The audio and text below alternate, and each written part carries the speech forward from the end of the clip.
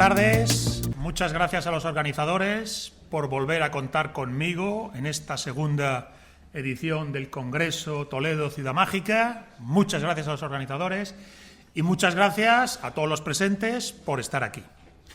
La conquista romana de Toledo. La conquista romana de Toledo. Veamos. La conquista romana de Toledo obviamente se incluye en un proceso histórico fascinante, no siempre puesto en valor, que es el de la conquista romana de Hispania. Conquista romana de Hispania. Es un proceso histórico que dura 200 años, 2 siglos. Desde el 218 a.C., que Roma desembarca en las costas mediterráneas de España para atacar la retaguardia de Aníbal, hasta el 18 a.C., que el primer emperador, Augusto, consuma la conquista romana de España en su lucha al norte, en la España atlántica, contra astures y cántabros. 200 años. Haceros cargo de todos los lugares que conquista Roma y que acaba convirtiendo en provincia de su imperio, la Galia, Britania, la que fuera, ninguna provincia le cuesta 200 años de guerras y combate.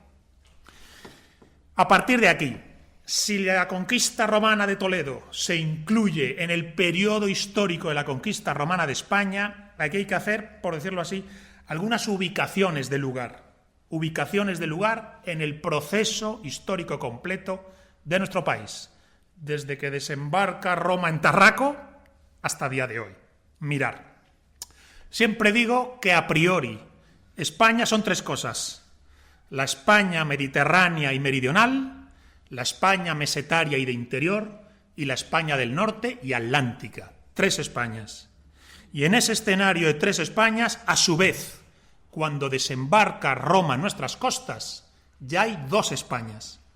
Una que ocupa el Mediterráneo y el sur, la España mediterránea y meridional, que es la España ibérica, y luego la España de interior y mesetaria y la España del norte y atlántica, la España céltica e indoeuropea.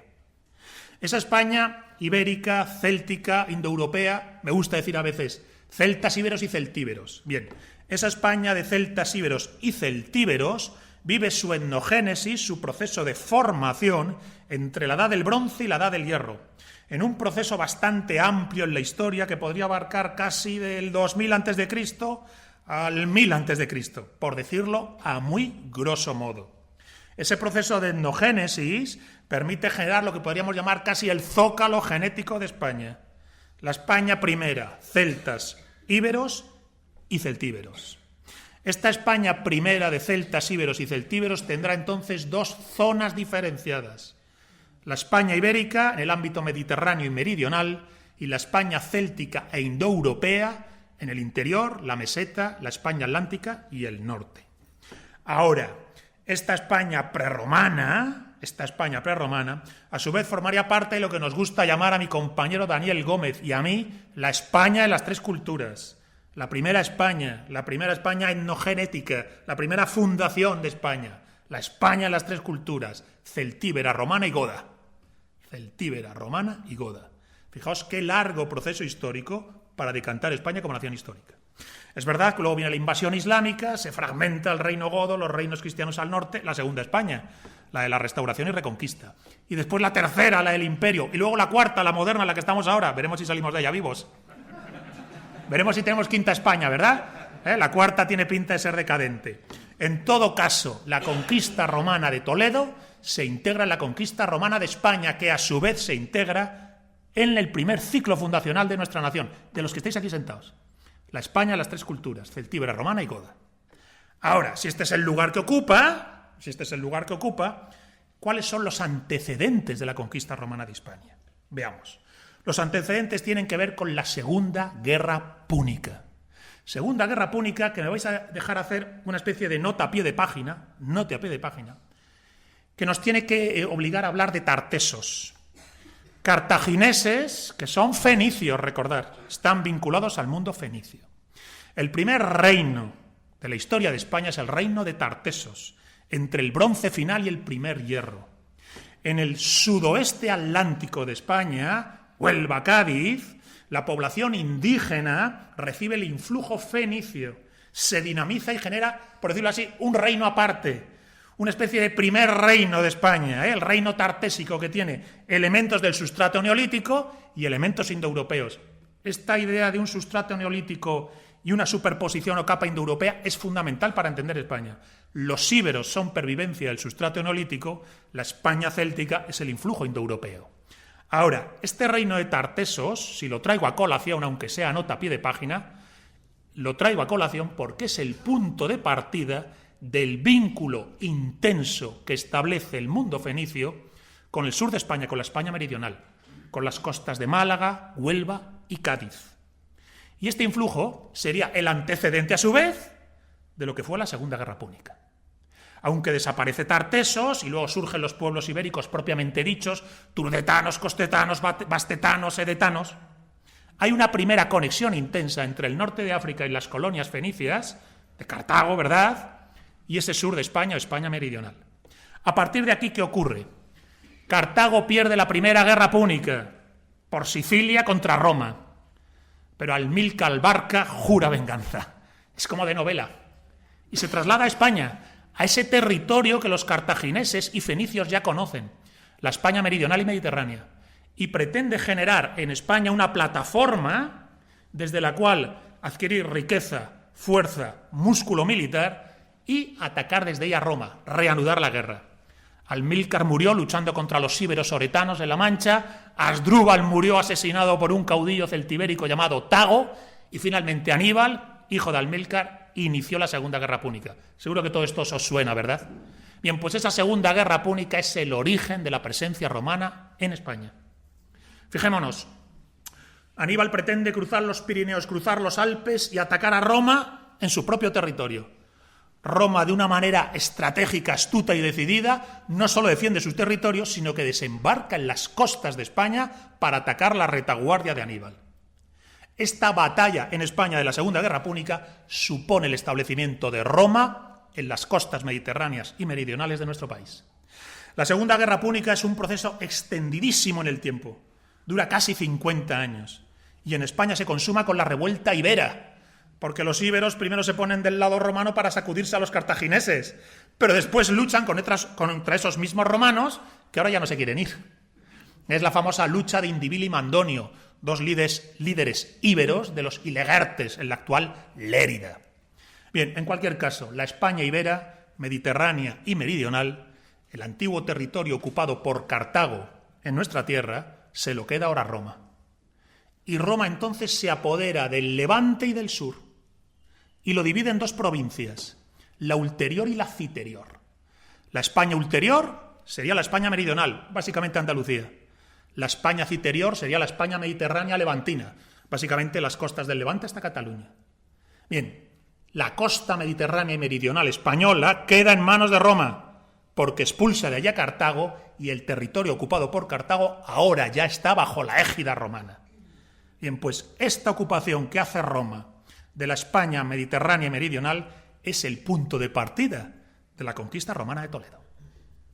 Porque Roma diseña un plan estratégico interesantísimo al contemplarle ahora en la distancia, que no es otro que poder comunicar las dos provincias, la del Levante y la del sur, por el interior, por la España mesetaria. Poder asegurar la provincia de la Hispania citerior y la Hispania ulterior, ocupando el centro geográfico de la península ibérica, acercándose directamente al corazón de la España mesetaria de interior. Y es entonces que sí, que se diseña la conquista romana de Toledo, que en realidad es la conquista del valle medio del Tajo. De los territorios de la actual Oropesa, casi en la frontera de Toledo con Extremadura, hasta casi, podríamos decir, el sur de Soria, norte de Guadalajara, todo ese territorio va a acabar siendo integrado en la égida de Roma, con un núcleo fundamental en el valle medio del Tajo, entre comillas, entre Talavera y Titulcia, entre Talábriga y el santuario carpetano de Titulcia, donde sabéis que ha aparecido una pátera maravillosa que se conserva en el Museo Arqueológico de Alcalá de Henares. Nosotros la explicamos, una pátera ritual vinculada a la magia guerrera. Bien, de la zona de Talavera y Oropesa a Titulcia, ¿verdad?, a la campiña, Alcalá de Henares, el valle medio del Tajo. En el centro mismo del valle medio del Tajo está Toledo. Y Toledo es descrita por los propios cronistas romanos como capital de la Carpetania. Este valle medio del Tajo se llama Carpetania porque lo ocupa un pueblo celtibérico llamado de los carpetanos, del cual cada vez vamos, Dios gracias, sabiendo más. Bien, este pueblo carpetano que ocupa el valle medio del Tajo tiene como capital la ciudad de Toledo.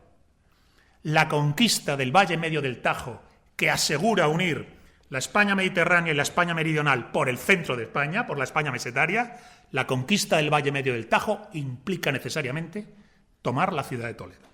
Se inicia así la conquista de la ciudad. La conquista de la ciudad se produce en una campaña que ocupa 2 años, entre el 193 y el 191 a.C. Justo es decir una cosa antes de esto. La primera vez que entran tropas invasoras al interior de la meseta no es con Roma, es con Aníbal. En el año 220 a.C., antes de iniciarse la campaña de Aníbal contra Roma, el propio Aníbal ataca la Carpetania. Es lo que se llama la batalla del Tajo, en la zona de Titulcia, donde, ojo, aparece la primera federación de españoles. Si ya hay distintas tribus, íberas y celtíberas, se unen carpetanos, olcades, betones y arébacos para en federación hacer frente a Aníbal. En esta batalla del 220 a.C., en la que Aníbal les derrota estrepitosamente. Se cree que la batalla fue en el entorno de esta Titulcia, de este santuario carpetano de Titulcia. Ahora, esa batalla fue una racia cartaginesa para coger provisiones, clientelas, mercenarios, para someter a la servidumbre y llevarse esos guerreros a la Segunda Guerra Púnica, a llevar directamente a pelear contra Roma en su propio territorio, pero no supone una ocupación estable de cartagineses en el Valle Medio. Es una racia cartaginesa contra la Carpetania. Ahora es distinto. Roma no está haciendo una racia de saqueo y aprovisionamiento. Roma quiere asentarse en el Valle Medio del Tajo y asegurar así la Hispania citerior, la España mediterránea, la España ulterior, la España meridional. Bien, esta campaña de 2 años, 193-191 a.C., no es cualquier cosa. Literalmente es la primera ciudad del interior que va a caer del lado de Roma. La primera vez que Roma quiere asentarse en una ciudad de la España mesetaria y de interior, la primera vez que lo hace es atacando Toledo y ocupando Toledo. La primera ciudad celtibérica que cae bajo la égida de Roma, en gran medida, entre comillas, en gran medida, es Toledo. ¿Quién está al frente de la campaña romana? Fulvio Nobilior. No sonará este nombre, pero posiblemente es el abuelo o antepasado del Fulvio Nobilior que ataca Numancia casi 50 años después. Y entonces es derrotado por los numantinos, que carga incluso con elefantes contra los muros de Numancia y es derrotado. Bien, pues ese Fulvio Nobilior derrotado frente a Numancia parecería que tiene abuelo o antepasado en el Fulvio Nobilior que entre el 193 y el 191 conquista Toledo. En la conquista romana de Toledo, 3-4 datos a traer a colación. Cuando Toledo cae, ya Toledo es la capital. Ya Toledo no es una ciudad secundaria o accesoria de la geografía de España, sino que es la capital del Valle Medio. Y ya es un ópida. En el mundo celta está el ópida, que es la ciudad fortificada que controla un territorio, y los pequeños castros también fortificados que articulan ese territorio. Bien, el ópida carpetano por excelencia es Toledo. Toledo ya es una capital. De hecho, tan capital es que Tito Livio nos dice que conquistándose la ciudad de Toledo, resulta que Toledo tiene un rex, un rey. El primer toledano de la historia es el rey carpetano celtíbero de Toledo, Hilerno. Hilerno. Es el primer nombre que nos llega de un toledano. Y no es un cualquiera, es rex. Esto no es cosa menor. Cuando Roma habla de los pueblos prerromanos, lusitanos, betones, astures, cántabros, nunca habla de reyes, habla de caudillos, de régulos. Aquí le nombra como rex. Ojo, en la conquista romana de Toledo, segunda federación de pueblos prerromanos. De nuevo, carpetanos, betones, olcades y arébacos se federan para entre todos tratar de defender la ciudad. No lo consiguen. La ciudad cae. Bien, pues tenemos Toledo ya como capital. Un rey toledano, el primer toledano, Hilerno, es el único nombre que nos llega del Toledo celtibérico y es un rey, Rex Toletanis, Hilerno. Y ojo, también, interesante, Ya en esa época los restos arqueológicos, no las fuentes grecolatinas, los restos arqueológicos nos anuncian tres cositas interesantes. Por un lado, que la Ópida, la ciudad, estaba en el Alcázar, donde a día de hoy se levanta el castillo, donde a día de hoy se levanta la fortaleza militar, posiblemente es donde estaba el castillo celtibérico.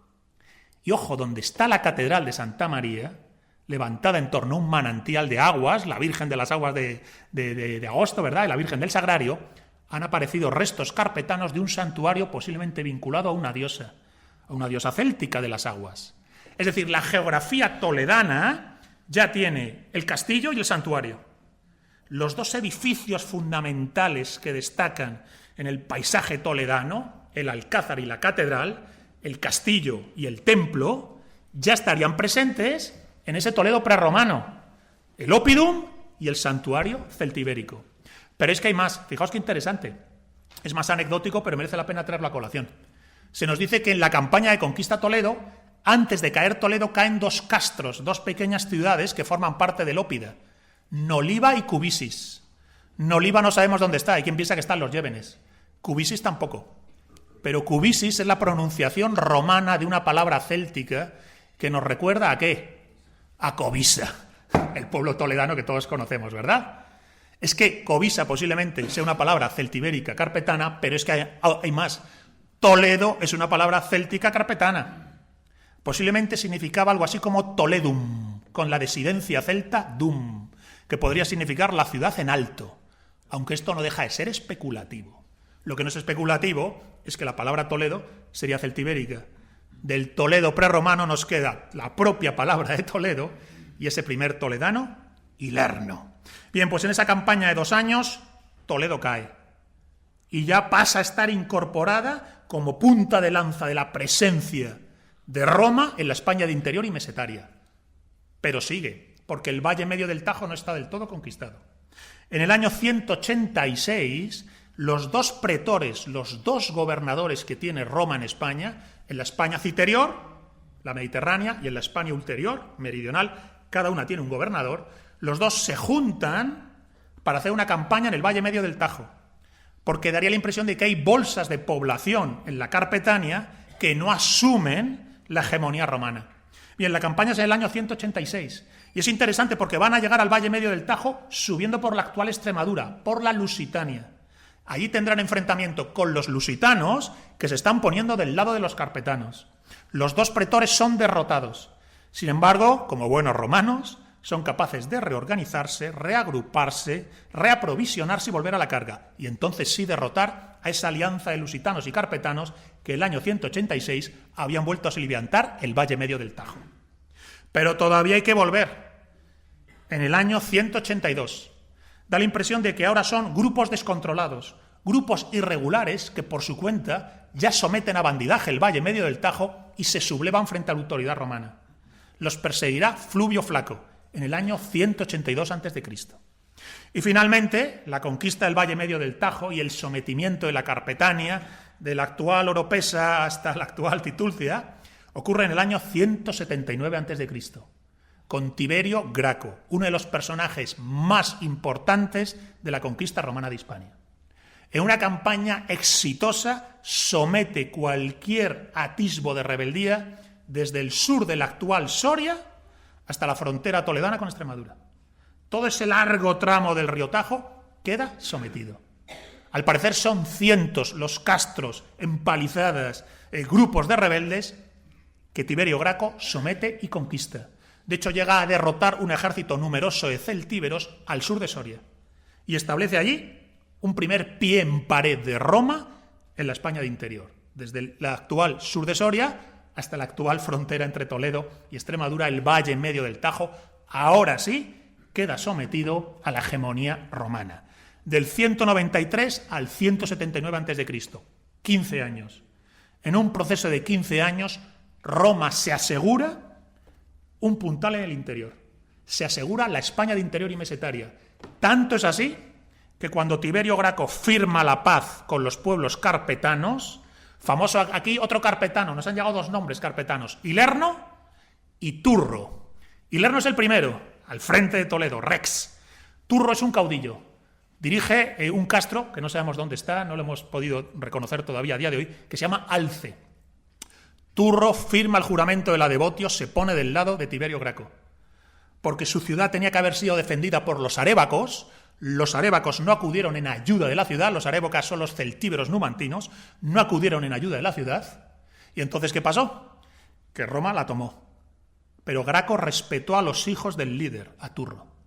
Y como los respetó, Turro dijo, tú eres un hombre de honor, yo también. E hizo el juramento de la Devotio o la consagración. Y a partir de ese momento, la Carpetania ya quedó realmente sometida a Roma. 15 años entre el 193 y el 179. Y ojo, esto no es cosa menor.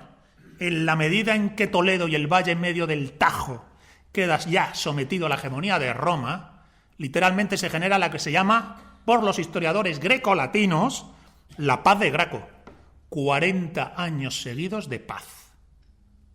De todo el proceso de la conquista romana de Hispania, que son 200 años, el único periodo de paz continuada realmente de varias décadas es este. No vuelve a ocurrir nunca más. 40 años de paz. ¿Por qué hay 40 años de paz tras la caída de Toledo y el Valle Medio del Tajo? Porque en teoría Roma ya tiene lo que quiere. Del Valle Medio del Ebro, donde surgirá después César Augusta, Zaragoza, al Valle Medio del Tajo, donde está Toledo, y de ahí al Valle Medio del Guadiana, donde luego aparecerá Mérida, Emérita Augusta. ¿Os imagináis la diagonal, verdad? De Zaragoza a Toledo, de Toledo a Mérida. Esa diagonal es la frontera que le interesa en principio a Roma. Todo lo que queda al sur y sureste de dicha frontera es el territorio realmente más romanizado que encontramos. Y de esa diagonal hacia el norte y al noroeste, la romanización cada vez es más débil, hasta a veces ser meramente superficial. Roma ha asegurado el Mediterráneo y el sur ocupando el centro.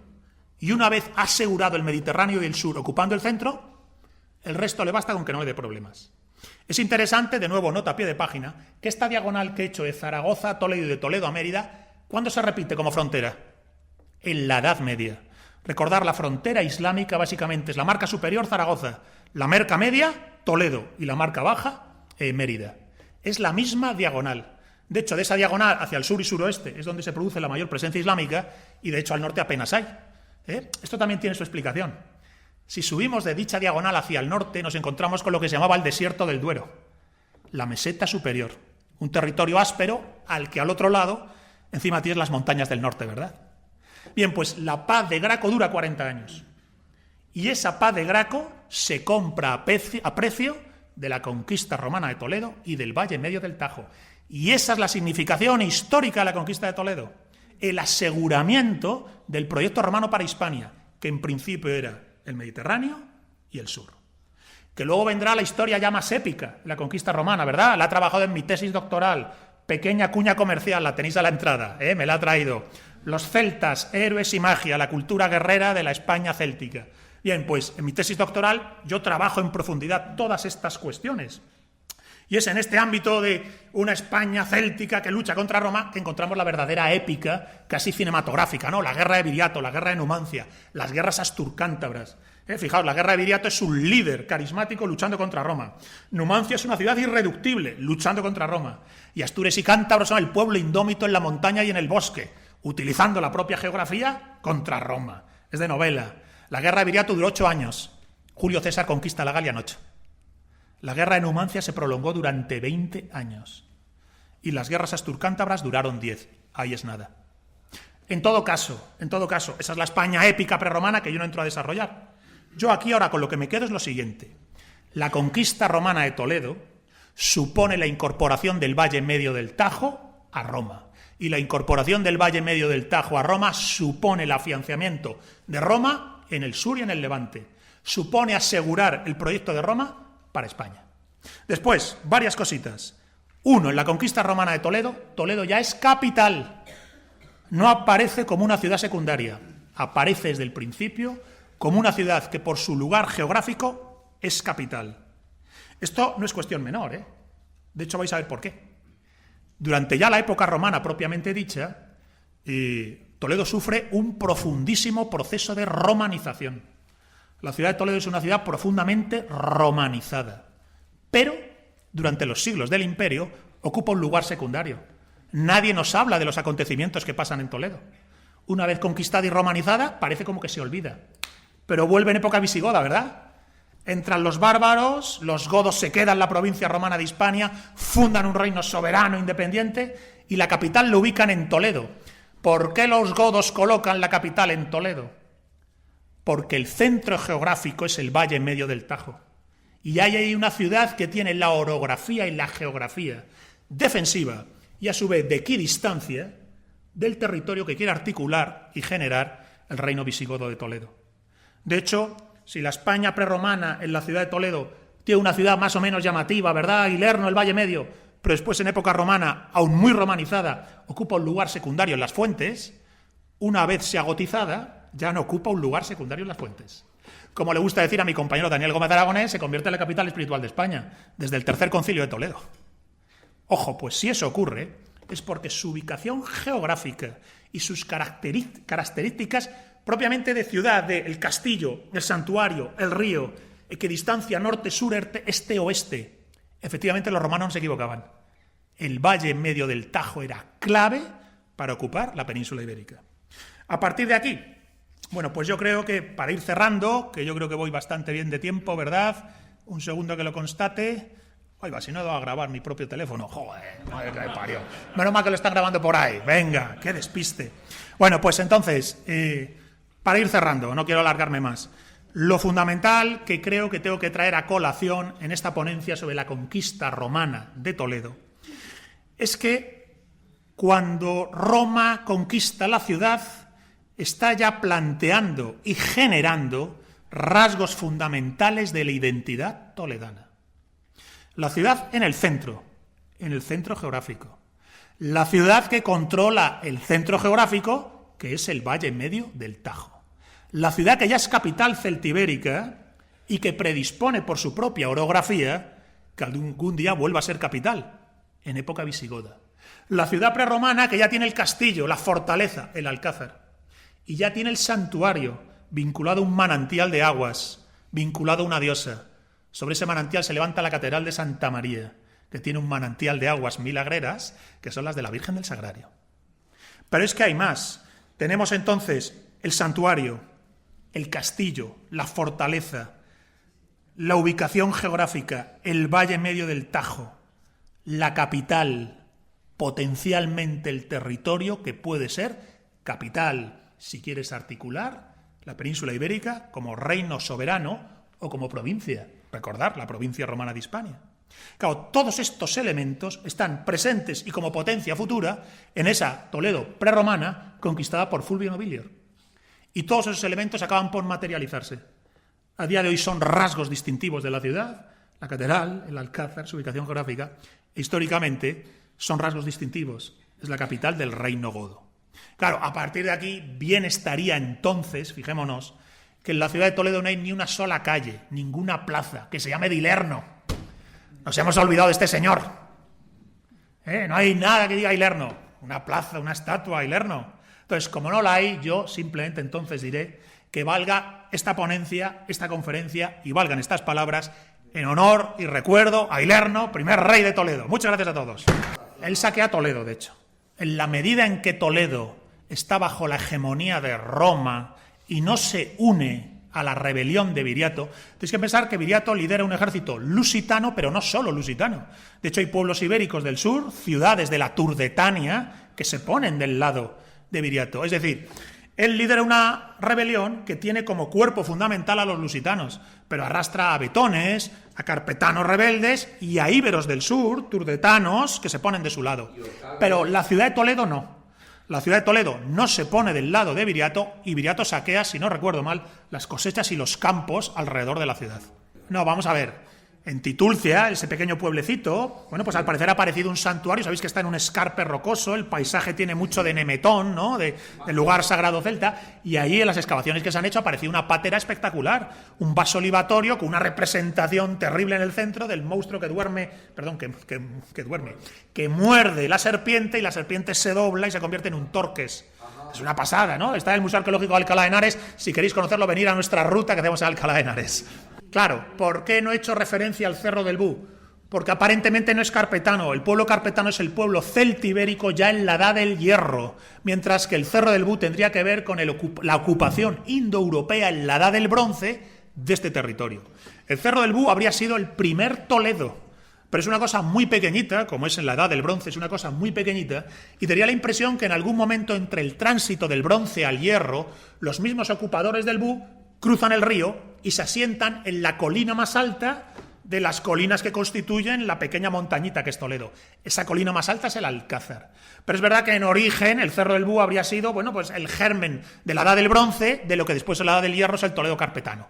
Vamos a ver, una de las carencias fundamentales de la cultura española del siglo XXI es que no nos estamos narrando a nosotros mismos nuestra historia ni nuestra identidad a través del lenguaje narrativo por excelencia de nuestro tiempo, que es el cine. Es fácil encontrar pelis maravillosas hechas en Inglaterra sobre la era victoriana, traduciendo al lenguaje cinematográfico las novelas victorianas de las Bronte, de Cumbres Borrascosas, ¿verdad? O en Estados Unidos, fijaos qué bien se cuentan su historia. España no se cuenta a sí misma su narrativa. Y no lo hace porque tiene un problema de endofobia que tiene que sanar. Por cierto, pequeña cuña comercial, para sanar ese problema mi libro también está fuera, Hispanofilia. España frente a su destino. España frente a su destino. Mientras España no se decida a sanar la enfermedad que tiene de disforia identitaria, de disforia territorial, de disforia con su propia historia, va a ser difícil que hagamos una buena traducción cinematográfica del Cantar de Mio Cid, del poema de Fernán González, ¿no? De Jaime I el Conquistador tomando Valencia, o de la conquista romana de Toledo, o las guerras cántabras, las guerras asturcántabras y los astures en el Monte Medullo, ¿verdad? Entonces, otros países lo hacen de una manera maravillosa y nosotros, obviamente, no. Estamos en este tema a por uvas. ¿Alguna cosa más? Una más, por favor, venga, y cerramos. Allá al fondo, adelante. ¿Por qué Roma quiso conquistar España? Pues vamos a ver. Si la pregunta es ¿por qué Roma quiere conquistar España? Fijémonos, voy a intentar ser muy sintético. Cuando Roma avanza hacia el norte de la península itálica para conquistar la Galia cisalpina, lo que es el actual Valle del Po, lo hace para protegerse, porque los galos atacan desde el norte y han llegado a saquear Roma. Entonces toma la Galia cisalpina. Una vez toma la Galia cisalpina, Roma quiere asegurar que no volverá a tener que temer nada de los galos. Y Julio César planea de manera realmente casi demoníaca, me atrevería a decir, la conquista de la Galia y la consigue. Y esa misma inercia le lleva a tomar Britania y establecer una primera provincia de Germania. Es decir, frente a la amenaza celta, Roma avanza y acaba ocupando Centro Europa y las Islas Británicas. En España no ocurre así. En España lo que tiene es que esa península, esa Hispania, que llaman así los fenicios, ha sido plataforma que ha permitido a los cartagineses armar un ejército, conseguir suministros y meter a Aníbal frente a las puertas de Roma. Así que cuando atacan la retaguardia y derrotan a los cartagineses en España, dicen, este territorio no puede volver a quedar al libre albur. Roma tiene que poder estar aquí. No tiene que ser posible que alguien vuelva a utilizar Hispania como plataforma. Por eso ocupan el Mediterráneo y el sur, el territorio que había ocupado Cartago. Pero una vez están ahí dicen, ojo, ahora tenemos que asegurar este territorio frente al interior. Y tenemos que poder cruzarlo por en medio. Y hacen la campaña del Valle Medio del Tajo. Y una vez lo consiguen, 40 años de paz. Ahora, al final la paz se rompe, porque al otro lado de la frontera están los celtíberos, los lusitanos, y ya se inicia, bueno, pues por decirlo así, el aseguramiento del territorio. Y llegan hasta el final. Pero en principio, igual que la inercia que lleva a Roma a Centro Europa es desactivar la amenaza celta, la inercia que lleva a Roma a conquistar España es asegurar que este territorio no puede volver a ser usado nunca más por una potencia extranjera en competición con Roma. Bueno, pues muchísimas gracias a todos. Thank you very much, everybody.